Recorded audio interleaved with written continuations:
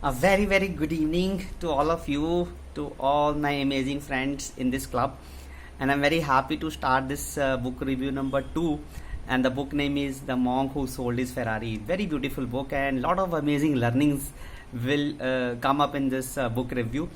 So let us quickly start the first video of this book review club, book number 2, The Monk Who Sold His Ferrari. तो कहानी ऐसे शुरू होती है इस बुक की कि एक बहुत ही फेमस लॉयर है और उसको एकदम हार्ट अटैक आ जाता है एक दिन कोर्ट रूम में केस लड़ते हुए।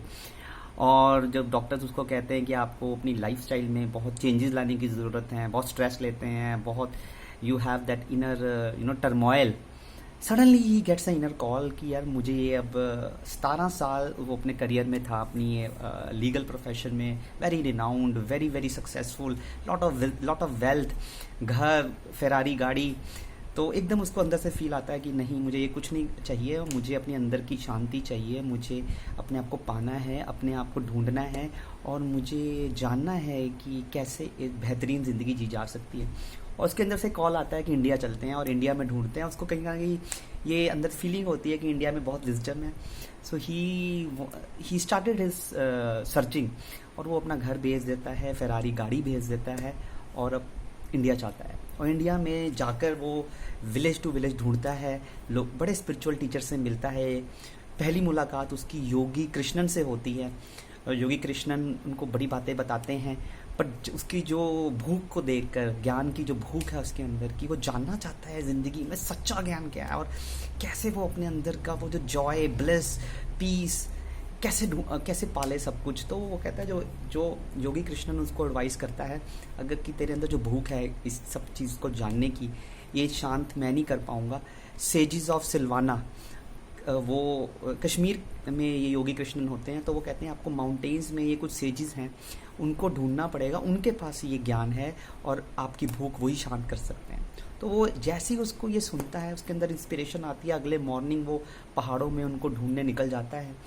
कुछ दिनों की मेहनत के बाद उसको एक इंसान मिलता है वहाँ पर। उसके चेहरे पे बहुत नूर होता है, बहुत शांति, बहुत ब्लिस, और इसका नाम जूलियन है जो ढूंढ रहा है। तो जूलियन को लगता है कि शायद ये वही इंसान है, वही सेज है जिसके बारे में योगी कृष्ण ने उसको बताया है।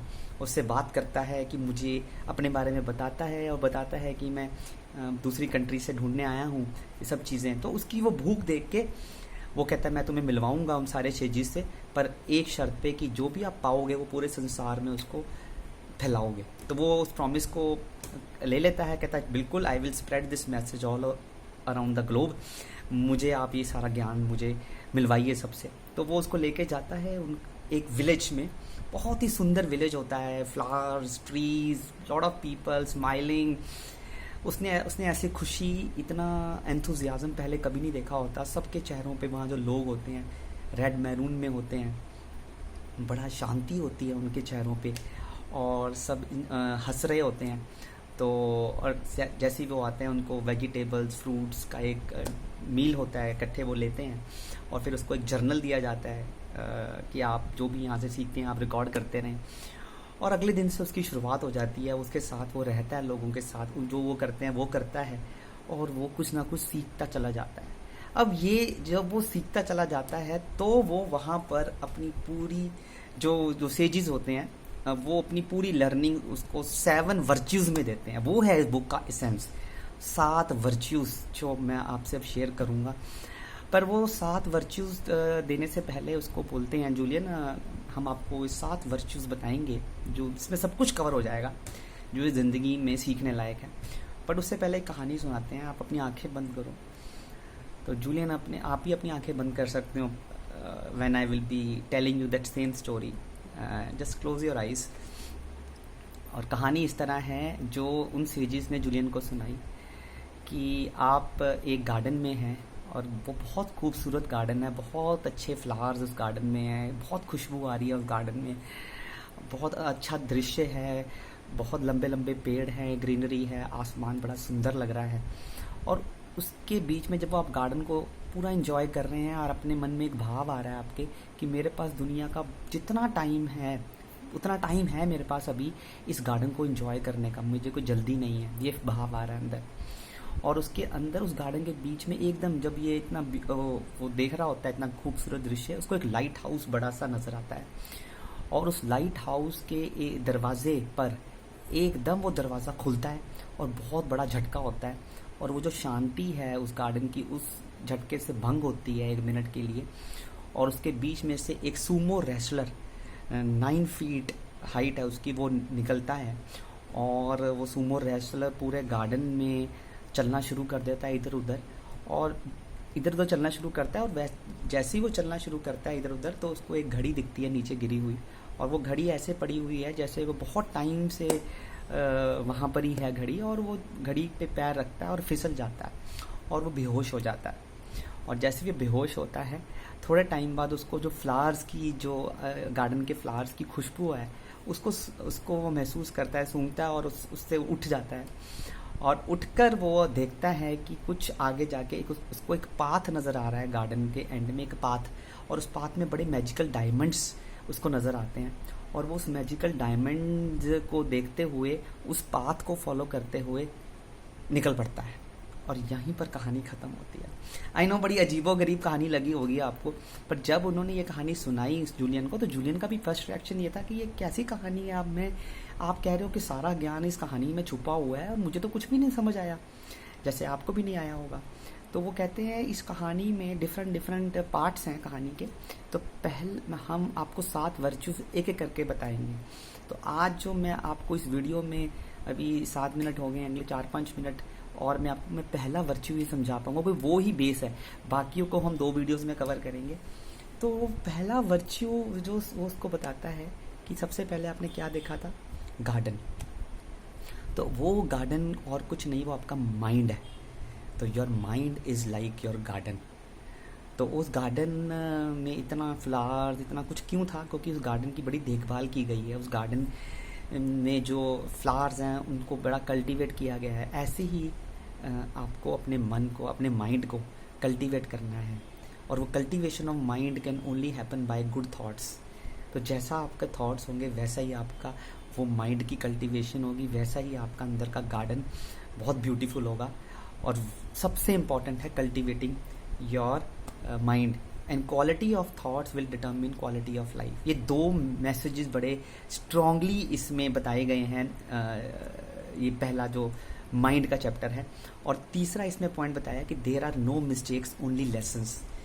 और कोई भी सेटबैक्स आ जाए, कोई भी एडवर्सिटीज आ जाए लाइफ में, उसमें उसको पॉजिटिवली देखना ही एक अच्छे माइंड की निशानी है। तो वो टेक्निक्स बताने से पहले, जो कुछ टेक्निक्स हैं जो आपकी इस कल्टीवेशन में हेल्प करेगी, मन की कल्टीवेशन की, माइंड की कल्टीवेशन की, पर उससे पहले वो एक स्टोरी सुनाते हैं कि एक टीचर है, not teacher sorry, owner of a school, और वो स्कूल चलाती है लेडी, और वहाँ बच्चे पढ़ते हैं, और वो पढ़ाती भी है, और वो सारा मैनेज भी करती है।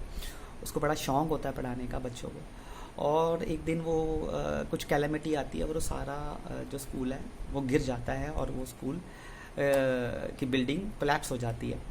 तो उसके बाद उसका सारे जो उसके साथ लोग जुड़े होते हैं बड़े निराश हो जाते हैं, क्योंकि उनके पास फंड्स नहीं होते एक नया स्कूल खोलने के, या कुछ भी सोच ही बंद हो जाती है। बट वो लेडी इस चीज़ को एक अपॉर्चुनिटी मानती है, इस चीज़ से बड़ी उत्साहित होकर बोलती है कि ये चीज़ अगर हुई है तो अब वो उसको क्या दिखता है कि उस स्कूल, जो पुराना स्कूल था, उसमें बहुत कमियां थी, पर वो कमियों को दूर करने का उस टाइम वो समय नहीं निकाल पाए, बहुत कमियां थी स्कूल में। तो वो कह रहे थे कि अब हम वो सारी कमियों को दूर करेंगे, एक नया स्कूल बनाएंगे। और कैसे बनाएंगे, जितने भी लोग इस कम्युनिटी में हैं जो उस शहर में थे, उनसे मैं फ़ंड रेज की रिक्वायरमेंट करूँगी, उनसे फ़ंड रेज लूँगी, और मैं एक नया स्कूल बनाऊँगी।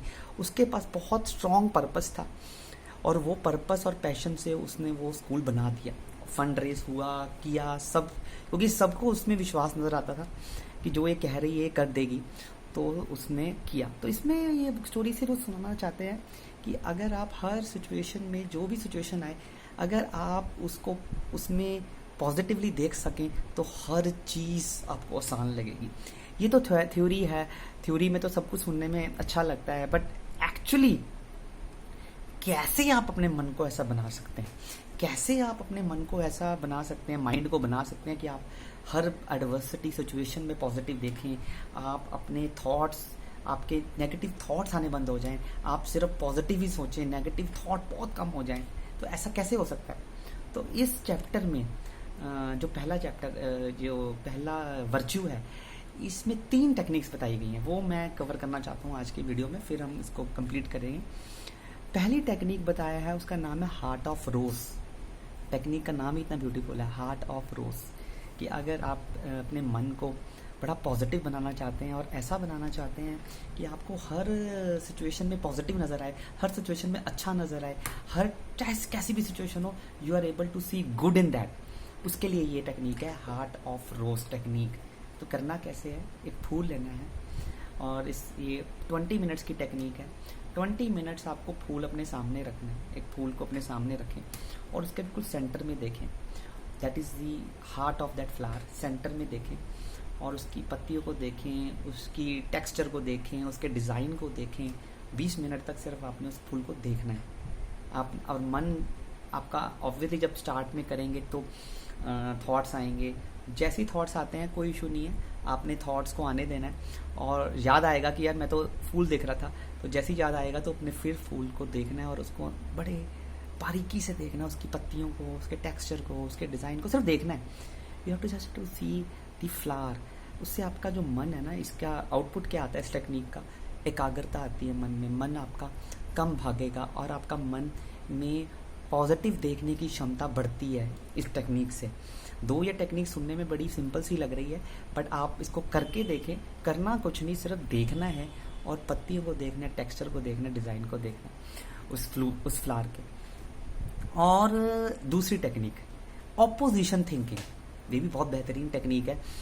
इसका ये भी ऑब्जेक्टिव यही है कि आप हर सिचुएशन में अच्छा सोच पाएँ, हर सिचुएशन में पॉजिटिव सोच पाएँ, मन पॉजिटिवली कल्टीवेट हो, आपका विल पावर बड़ी स्ट्रांग हो। तो उसके लिए ये ऑपोजिशन थिंकिंग की टेक्निक है। ये क्या कहती है कि जैसे ही नेगेटिव थिंकिंग का विचार आया, जैसे ही अपने अंदर एक अवेयरनेस रखनी है कि नेगेटिव थिंकिंग तो आएगी बीच बीच में, जैसी आई मुझे उसको रिप्लेस करना है विद ए पॉजिटिव थॉट। कोई भी आई, जैसे एकदम कोई आया मन में, कोई नेगेटिव विचार आया जिससे आपका मोराल लो हो गया, well you are not feeling good about it. See, negative thinking की पहचान यही होती है, आपका फील गुड फैक्टर एकदम कम हो जाता है। That is negative thinking is related to your feel good factor also. तो ऐसे ही आपका ऐसा फीलिंग आया, नेगेटिव थिंकिंग आई, replace it with positive thinking, और जैसे ही इसको रिप्लेस करेंगे चीज़ें बदलती जाएंगी, क्योंकि जितना आपके नेगेटिव थिंकिंग कम होती जाएगी उतना आपका माइंड कल्टीवेट हो रहा है। तो ये बहुत ही ब्यूटीफुल है, बहुत ब्यूटीफुल टेक्निक है। इसमें एग्जांपल भी दी है कि अगर किसी का बड़ा टफ डे हुआ है काम पे, वहाँ कस्टमर से उसका कस्टमर ने बड़ा अनॉय उसको किया है, और मतलब he has a very tough day at work. तो एक तो अब घर आया है वो, और घर आके बड़ा डाउन फील कर रहा है because of a tough day. तो डाउन फील की ऑपोजिशन क्या है? Smiling, happy. तो एकदम अपने आप को आउटर वे में ही ऐसा फील करना, फील तो अंदर से होता है, एक्शन आप ऐसा करने लग जाए जो कि आपका वो एक्शन हो जो खुश होने पे होता है। For example, if you move very vibrantly and you smile very vibrantly, start doing that immediately and you will feel, आपकी इनर फीलिंग चेंज होनी शुरू हो जाएगी। तो अगर आपको अपने दोस्तों से बात करना अच्छा लगता है और वो बड़ी पॉजिटिव फीलिंग लाती है, तो एकदम अपने दोस्तों से बात करें और देखना आपकी वो नेगेटिव थिंकिंग उस मोमेंट में चेंज हो जाएगी। तो कुछ भी एक्टिविटी करें जिससे कि आपकी नेगेटिव थिंकिंग पॉजिटिव में उस मोमेंट में चेंज हो जाए। तो और तीसरी टेक्निक, फिर हम इस वीडियो को ख़त्म करेंगे। तीसरी टेक्निक है सीक्रेट ऑफ लेक टेक्निक। अब सीक्रेट ऑफ लेक टेक्निक बोलती है कि आप, जैसे उन्होंने सेजेस ने बताया, वो क्या करते हैं, वो सुबह उठकर जल्दी 4 बजे उठते हैं और वो सबसे पहले ये सीक्रेट ऑफ लेक टेक्निक करते हैं। वो जाते हैं एक लेक के पास, लेक को देखते हैं, और लेक वो शांत लेक है, बहुत प्योर लेक है। उसको देखते देखते ये इमेजिन करते हैं, सब कुछ वो इमेजिन करते हैं जो वो अपनी लाइफ में चाहते हैं। फॉर एग्जांपल, सेजेस क्या चाहते होते हैं कि उनकी नेगेटिव थिंकिंग ज़ीरो हो जाए बिल्कुल। तो वो ये फील करते हैं कि मैं बिल्कुल, वो अज्यूम करते हैं माइंड में कि मैं हमेशा खुश हूँ, जब भी किसी से बात कर रहा हूँ स्माइलिंग वे में बात कर रहा हूँ, वो इमेजिन करते हैं सारा ऐसे, और मेरे मन में कोई नेगेटिव थिंकिंग नहीं आ रही है। तो ये ऐसे वो विजुअलाइज करते हैं और इमेजिन करते हैं उस लेक को सामने देखते हुए, और वो चीज़ घटती है। ये उनका इसमें है कि जो भी आप इमेजिन करते हैं, विजुलाइज करते हैं, it happens in your life. तो सिमिलरली वो कह रहे हैं आपको लेक पे जाने की ज़रूरत नहीं है, वो आप घर रूम में बैठ के सुबह उठकर विजुलाइज करें, इमेजिन करें, जो भी अपनी ज़िंदगी में आप चाहते हैं उसको आप अपने अंदर लेके आए और विजुलाइज करें। जैसे अगर आप चाहते हैं कि आप बहुत ही खुश ज़िंदगी जिएं, तो अपने आप को विजुलाइज करें कि आप खुश हैं और आप हंस रहे हैं, बहुत ज़ोर ज़ोर के हंस रहे हैं, या आप लोगों से मिलते हैं हंस के, या आप ग्रीट कर रहे हैं, या if you want to be a writer कि आप अपनी बुक को हाथ में रख के उसको पढ़ रहे हैं, you are at launch of your book, कुछ भी जो भी आपके अंदर है उसको इमेजिन करें, विजुलाइज करें एंड इट विल हैपन। सो आज का जो पहला हमने वर्च्यू किया है वो है माइंड से related, how to cultivate your mind, और ये 3 टेक्निक्स करी हैं, इसको आप इम्प्लीमेंट भी करना। तो मैं जल्दी ही वापस आऊँगा, आज थोड़ा लंबा वीडियो हो गया, but it is a beautiful learning of this second book. और मैं इसको अगर बड़ा भी जाएगा कोई बात नहीं है, क्योंकि इसकी लर्निंग्स बहुत अमेजिंग है। तो I hope you have enjoyed today's book review. So will meet again, till then keep smiling.